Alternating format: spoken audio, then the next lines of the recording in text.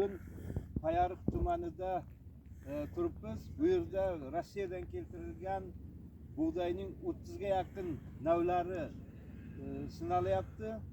Bu navlarni Atxan Borisovich Krasnodar va Stavropol o'lkalaridan olib kelgan.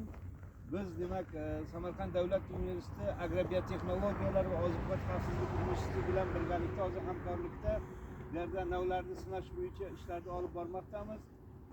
Har oyda bu yerda biometrik o'lchashlar, fenolog kuzatishlar olib borildi, tuproqlarning tarkibi tekshirildi. Hozirgi paytda ham mana buğdayni fenologiyasi va biometrik o'lchashlari olib borilmoqda.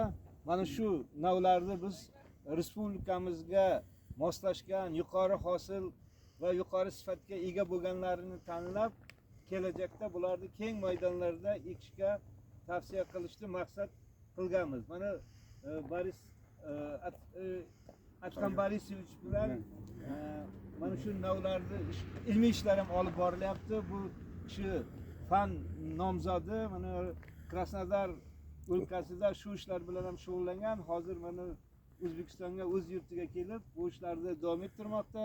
Bu ishlarning natijasida demak kelajakda mana doktor science, ya'ni doktorlik ishlari ham bu kishi tomonidan bajariladi va bu bo'yicha ham ancha demak jadal tarzda ilmiy ishlar olib borilmoqda.